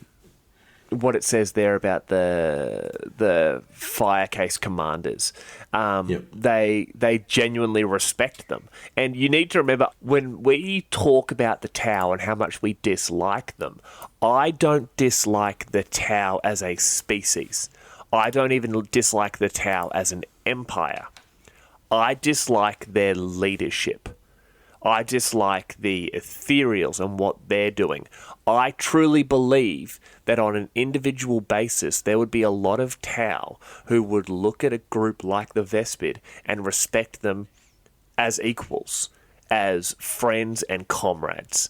But as you get higher in that reverse funnel system, and get towards the ruling caste of the Tau Empire itself, they are the ones who are ensuring that the equality of the Tau Empire is only equal to those who deserve equality. Total agrees with you. Yeah, and I'm in the same mindset with you in regard to the levels in which the Tau would accept others. So from the bottom up, okay, all good and everything like that. But when you get to that empire, the higher range of the empire, I think the Tau Empire would be just as comfortable with only Tau members in their empire as they are with the Kroot and the Vespid, provided that they provide something to the empire. And I think, just further touching on what you were talking about, like the angst you have with the Tau, I'm on the same, like, I've got zero problems with the empire, the technology and all that. I think it's the ethos in which they have that it is probably very similar to what the Imperium has, of like expand the empire. But what I expect, and this is going to sound brutal, but those who know me understand this is what I'm about. What I respect with the Imperium is the Imperium openly says, you're not one of us. You're going to get killed. You're done. You're cooked. Whereas the Tau are like, we can utilize you because we don't have what it takes to build our empire right now. But I'm 100% convinced that they would happily wipe out everything that was non-Tau as soon as they're in a position of power. So, yes, I totally agree with you. But you did touch on something before that I was gabbing on about too much, the technology. So yeah, but then you have like, I think it's the fourth expansion of the Tau Empire, where basically it started and then there was basically a bunch of like horrific things that occurred, and the Tau just started killing off all of the non-Tau species of their expansion, and they were just like, no, we don't like this. We don't trust these non-Tau, and yet I get it. It was led by a group of leadership within the Force Sphere expansion. I'm pretty sure it was a Force Sphere, who basically saw the non-Tau as conduits for demons and the warp and that sort of thing.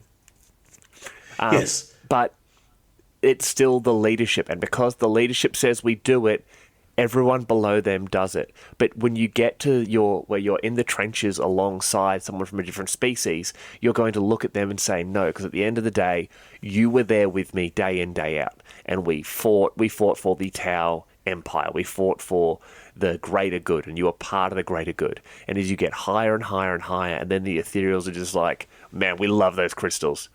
Go get us some more bug boys. Yeah, exactly. And I do believe the Vespid are probably in a very good position because of their capacity to farm the crystals. You know? So they're probably never, ever going to get wiped out in the mindset of the Tau. But I also think that's purely on the basis of that they can provide those crystals as a resource. So, and if they find a technology, that means they don't need the crystals anymore. Yeah, there you go. Just gas bomb the whole planet. Yeah, See you sell later. sell them to the Auto Xenos. Like, we don't care. Get the Mortein. They'll drop off one of those royal poopers to the to the Auto Xenos, like specially delivered, and just be like, do what you will with this information, and we know what you're going to do, so have at it. And a complete genetic breakdown, including, the basic chemical structure of something that will annihilate the entire race. Yeah, and then claim that, no, we had nothing to do with the destruction of the Vespid. The Imperium just managed to get through every layer of defense that we had in the Empire, get to this particular planet, wipe out the Vespid, and make sure that they didn't damage any of the crystals, and then we hit them with our retaliation force and wipe them out. So, it's just unfortunate. We have taken command of the planet because if we don't, someone else will. I think the message would be something along the lines of, well, that's what the Vespid would have always wanted. That's what the Vespid would have always wanted. Exactly. Bastard-shaped bastards. Yeah, exactly. Right. I'll get into their technology now. The Vespid's technology is based around exotic crystals only found on the bottom of the floating islands in their homeworld, which they manipulate with ultrasonic sounds manipulated from their wings. At the time of their discovery by the Tau, the Vespid had not yet developed spaceflight, but did possess weapons of mass destruction that made total wars between the nations undesirable. From the Tau, they have gained armour and weaponry, and a Vespid communication helm that enables them to more freely communicate with other races, as their own language is extremely complex and for the most part inadmissible.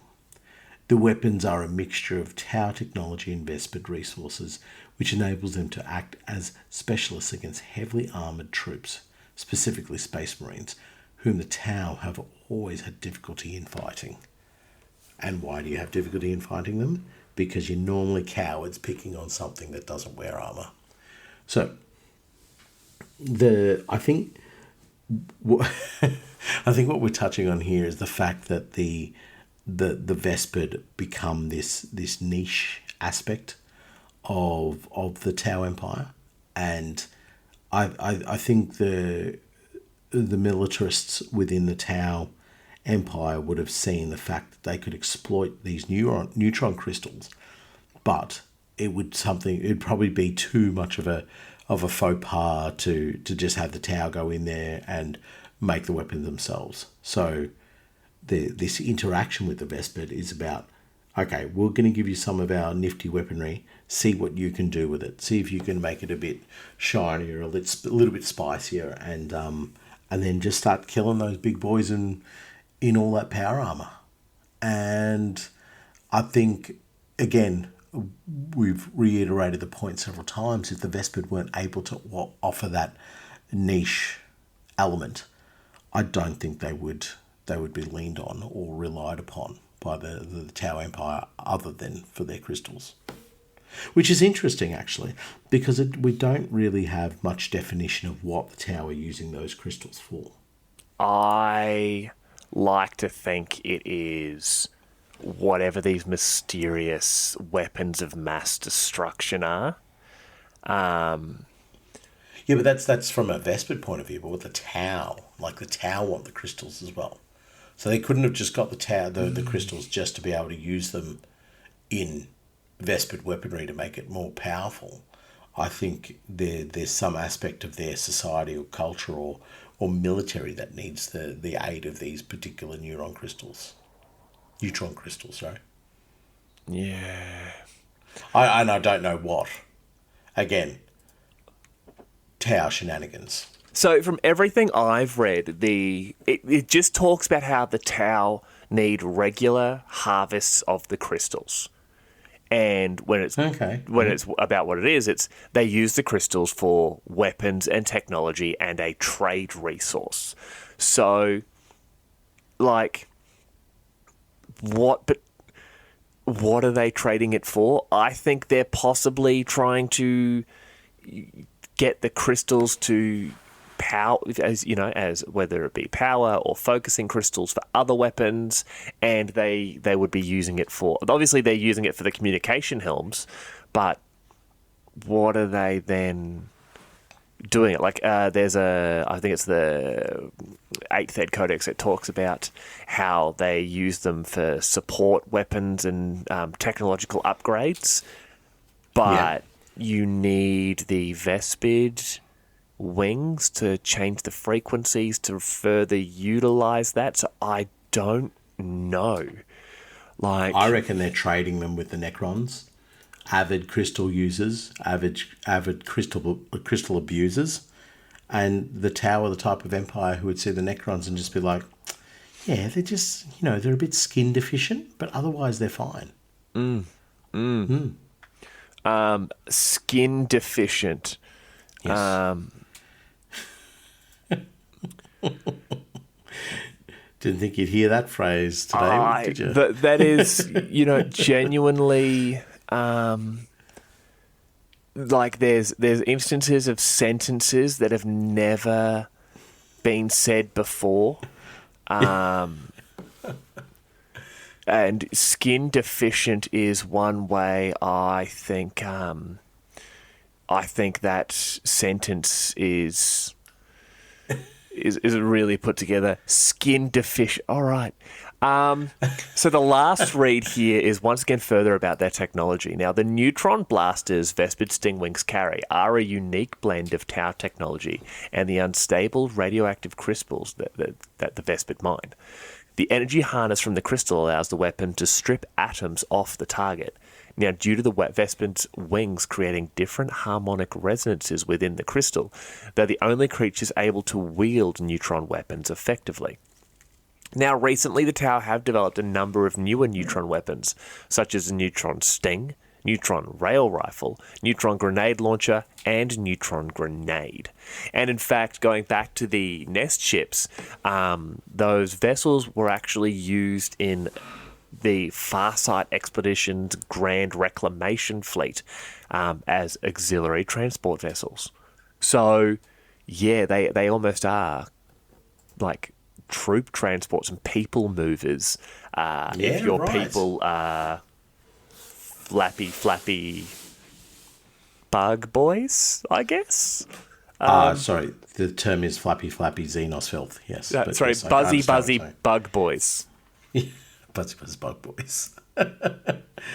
Boo! Yeah, right. So the technology is certainly advancing, and I obviously Kill Team helped bring that about as well.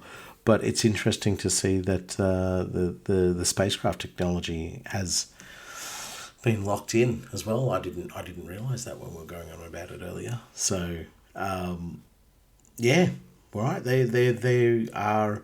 I feel like they are a sad part of the 40k universe in the sense that they are being definitely exploited and used by the Tau Empire, but unfortunately they're corrupted to the point where they're just being like, absolutely, boss, keep it up, just keep slapping me around the head. That's what I need to keep myself motivated. Oh, Jesus. I think it's more of a, yes, my queen, I will do as you say because that's what my entire genetic makeup tells me to do. Yeah, okay, there's that aspect of looking at it like that. It's also the fact that the Tau steal their babies. The Tau do steal their babies, and we do need to remember that baby theft is occurring apparently at a dramatic rate. 300 Sarta cities, multiply that by multiple royal births per city. They're stealing what, 1,000? I'm going to call 6,000 plus babies per cycle. Disgusting. Worse than the Cawdor. Honestly, those numbers put the Cawdor to shame. Now, okay, so we've done the part that you've hated the most, which is talking about the Vespid at all. Yes. Now, how would you represent them on Necromunda? Very easily, actually. I've been thinking about this during the episode. Okay. So you would exterminatus the planet. Yes. That's it. That's all you need to do. And then it could be, to represent them on Necromunda, they could be a footnote in a history book, maybe. That'd be great. I think they would adapt beautifully to that. Tell us what you really think. I don't know. I think you'd have to go down the tried and tested method of Venators. Yeah. It's always Venators, baby. But in this particular sense, I think it would make a great deal of logic to go, right, Venators it is, then work out a way to, as we mentioned earlier, it's about night vision goggles, anything to improve vision, and then some way to give them their mobility. The mobility will be done by a grapnel launcher. Grapnel launcher and what do they call them? Drop rigs. Drop rigs, yes. Yes. So grapnel launcher, drop rigs, photo goggles, night vision goggles, everything else like that. And then the neuron blasters, mate, you try to find some sort of weird technology that you could pick on as their weapon. But I also think that if you're bringing something to Necromunda, it can embrace Necromunda. So Vespid equipped with heavy stubbers and plasma guns and all that would also make sense to me as well. But their own stylized version of it, where they bastardize the weapon so that it can be something that they could shoot with their weird alien-y insect hands. I would love to see a Vespid toting a heavy stubber, or that'd be cool, a wouldn't it? flamer, or like a plasma gun. Or imagine like a heavy stubber that where as the shells are getting fired out, it passes through some sort of energy casing that then enriches the ammunition, which then yeah, buddy. Yeah. So it's firing like enriched neutron crystal enriched ammunition from a heavy stubber. Oof.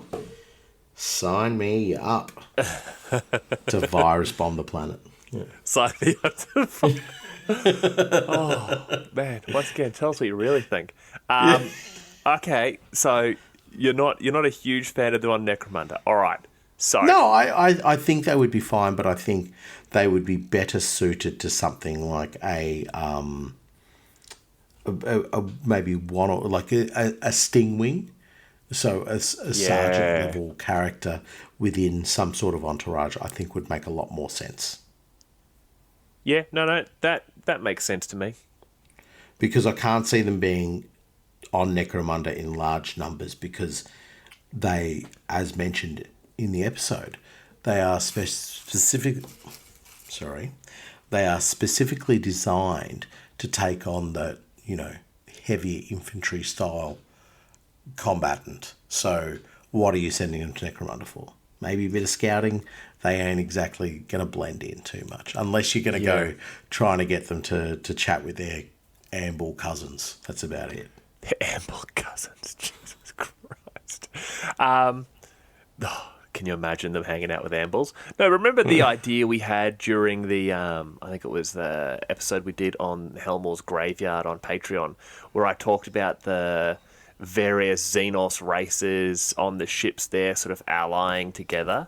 Can you imagine heading out into the wastes? You're like, we're the toughest gang in the Underhive. We're heading out there. We're going to make some real money out in the wastes. And you come across like this huge, almost like mud mound. And then you and your idiot Juve mates, you're like, yeah, we'll go check it out. And you see a bunch of dead bodies and that around. You're like, that's all right. There's, these things are pretty decomposed. We'll go see if there's any good loot in there. And you get up close and you hear this buzzing, but you're not really paying attention to it. And then you look up and there's just this swarm of Vespid coming out. Yeah. And, because they've been there for so long, or maybe even they've gone a little bit feral because they don't necessarily have the crystals and the fire case to tell them what to do or whatever. They've got the pilfered like auto guns and flamers and like that. That's what I want to see. Yeah, that kind of imagery I think would be really cool. And they'd also be going just a little bit off kilter because of the environment of Necromunda as well. The pollution and so forth. And it'd be throwing them off. And then, one of them becomes a leader of a chaos cult somehow. And that would be the ideal candidate for, I want to say, a Zinchian Vespid would be cool. A Zinchian Vespid? Yeah. Do you know why? Because they would never understand his plans, and whenever something happened in their favour, he'd be like, I did that. There's like, what are your orders? Translation, I would like an apple juice. And the cult's just like, good point. We'll attack the temple. And he's just like, these idiots never listen to me. They're always attacking temples. And then they've attacked the temple, been incredibly successful, and he's now somehow the leader of the Imperial House. And finally he gets an apple juice. It's just like... This is what I wanted. And then just leaves. Just leaves. That's all. It was a little bit overrated, the old apple juice. Next time I'll get an apple or blackcurrant, but I've got to go home. The missus is going to be really pissed. Then this Kroot shows up. They're just staring at each other like, who invited this dickhead? Yeah, he's like, oh, bird people. Gah, I've had enough of them. Right. Well, you created a very, very, very, very, very interesting episode. I thought you'd like it. And that's the thing. I know you hate the Xenos. We get it. It's not just an overused, nonsense mindset of yours. It's a genuine emotional and political standpoint. You don't like them. But you do seem to like talking about them when we talk about the fact that other Xenos are actually even worse. Yeah, exactly. I was about to say that. When we can use as one Xenos race to highlight how terrible another Xenos race is, that's the perfect kind of Xenos chat. Yeah. And this has been Xenos chat, and where to find your Lorekeepers. Yeah, with the Underhive Lorekeepers, and where to find their planet to exterminate us. We really need a lot more exterminatus. Mate. You don't get to push that button enough. So that would make a great Inquisitor. I just feel like, it'd almost be like, the Make-A-Wish Foundation sort of stuff. I'd be like, who wants to press an exterminatus button?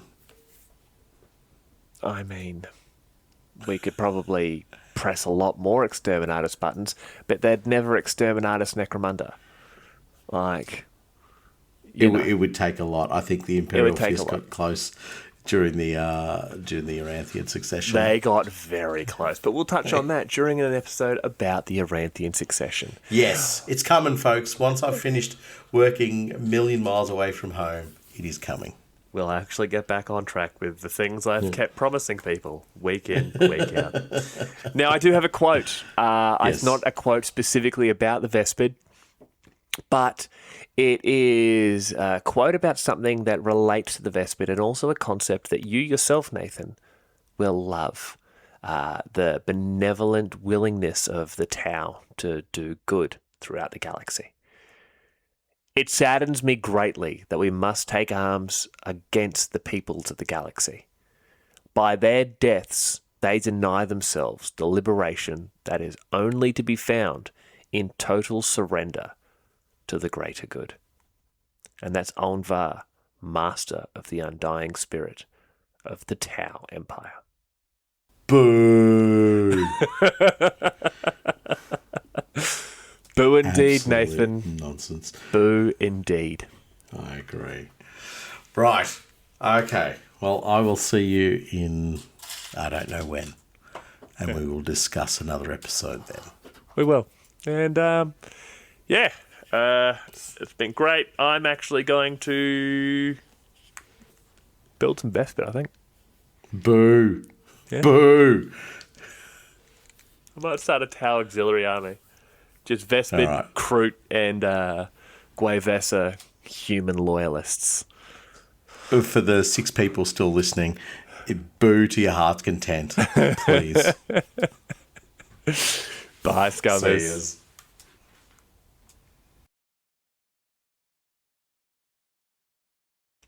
Oh, hey, Scummers. Spamuel here. Once again, taking part in reading through our Patreon supporters there. And I'm thankful enough to be joined by a special guest, a member of the Vespid species, and 300 of their closest friends. I believe this individual is known as FV007. Now, FV, you have said you wanted to take over the reading of the names this episode. Why don't you go ahead?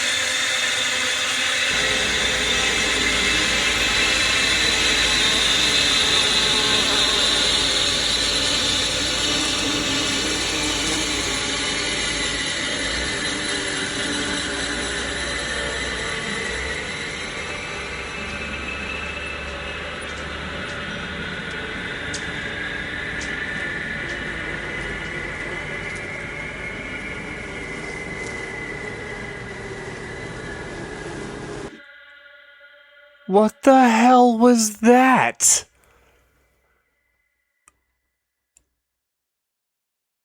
I have no idea.